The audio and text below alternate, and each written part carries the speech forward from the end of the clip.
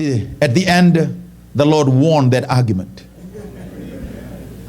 I gave up. When I gave my resignation letter to my superior, they thought that something was wrong with me. So we came and we went out from the place where we were living, and then we went and rented a small place. And there was a land that was available, so I started planting. And I really love, those vegetables growing, and really start admiring it. And I spent most of my time, gardening. And then one morning when I came out, and I saw that something happened to my garden. It was destroyed. The place where I was living, there were also farmers. I have to get out from the town, and I have to go and live in a farm place, because that's all what I can afford at that time. The house where we were living, there was no electricity, no proper running water. So a pig broke out from a pigsty, came and damaged all of my vegetables. When I looked and I saw all of my vegetables were destroyed, I turned to the Lord and prayed, and I said, Lord, I don't really understand why this happens. Is there anything that you really want to relate to me?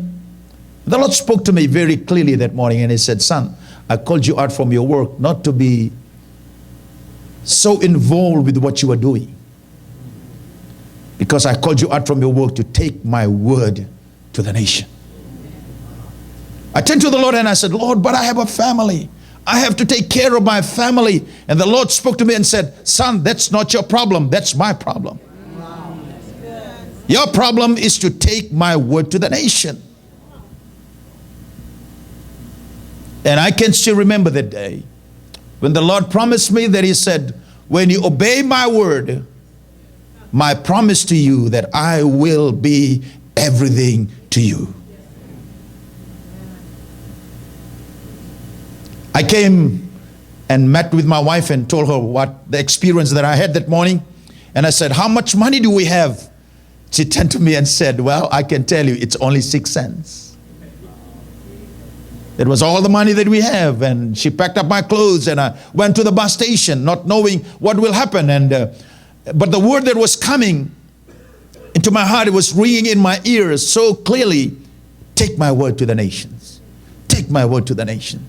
Take my word to the nation. I left my home with my bag, and I walked down the bus station. Just before I entered the bus, there was no money in my pocket, and just before I entered the bus, the bus driver was, reaching out his hand for me to give him my bus fare, but I didn't have any money. And that very moment, there was a lady who called from the side of the town, and he said, brother, where are you going? I told her the place, and she said, just wait for a moment. By that time, the bus was leaving.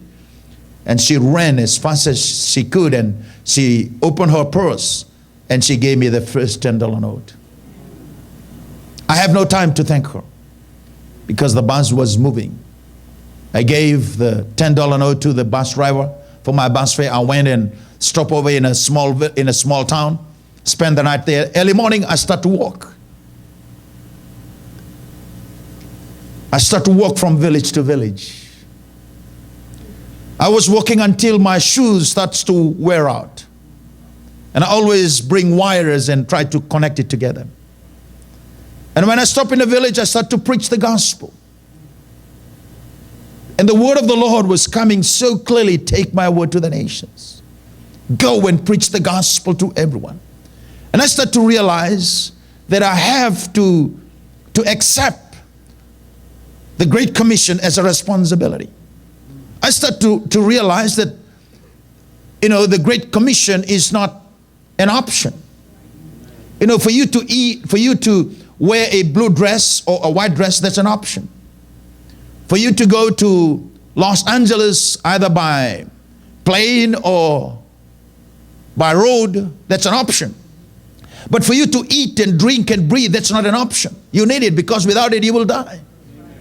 the Great Commission is not an option. It's a responsibility of every born-again believer to have a part in the fulfillment of the Great Commission in one way than the other. Because all of us, we are saved with a purpose. And as I begin to preach the gospel, those young people gave their hearts to the Lord. A lot of them, they were just living an aimless life. Some of them, most of them, they were school dropouts. Some of them, they were ex-prisoners.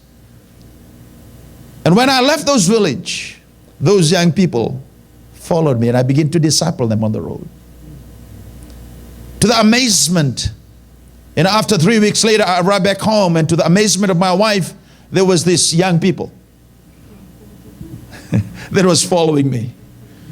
Our house was so small to feed all those young people. We have to build a shed, the back of our house, and we have to train these young people. We train them by example because we took the Great Commission seriously and literally.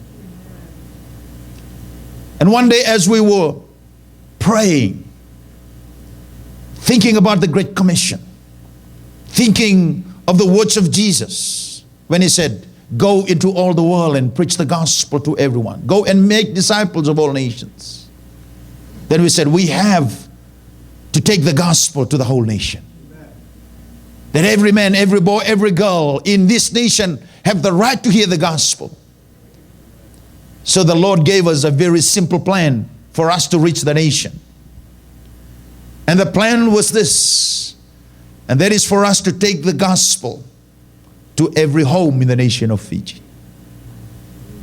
There are about 300 islands, 250,000 homes.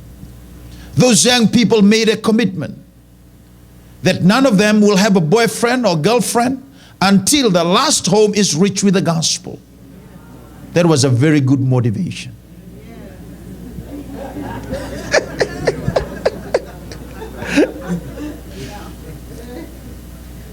It took us 5 years to go systematically and methodically from house to house, street to street, town to town, and island to island, and until the whole nation is reached with the gospel. Because we took the Great Commission seriously and literally. That's what Paul did. That's what the early believers did. In spite of the persecution, in spite of the ridicule, in spite of the pressure that they encountered, the Bible says they preach everywhere. That they were able to turn their world upside down because they take the Great Commission seriously and literally. Paul said, I am a debtor.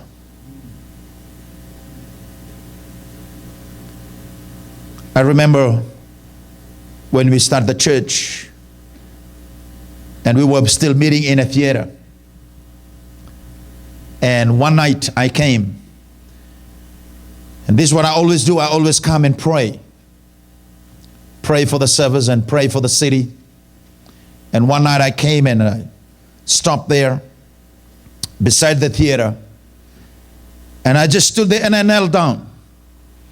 And I said, Lord, today I take responsibility. Not only to be the pastor of this church, but I take responsibility to be the pastor of this city. I take responsibility to be the pastor of this nation. By that time, we always have a lot of street kids. They always, they have containers at the back of the church where they always come and live in those containers. And we always have our service at about 9 o'clock in the morning. And then we also have our evening service at about 6 o'clock. So when we are just about to finish our service, we always look at the back and we saw these street kids, just wake up from the hangovers.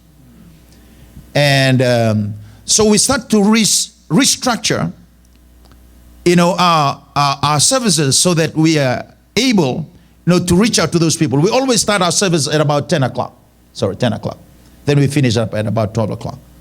The evening service is about 6 o'clock. So we said, let's go back to about 9 o'clock. Let's start our service early at 9 o'clock. And then so that we can start our evening service early to pull it back at 3 o'clock. And the main reason is to target those people on the containers. Because we found out that about 1 o'clock, they just wake up and, from the hangovers. And by that time, you can always invite them to the 3 o'clock service. And within 1 month, the container was totally cleared.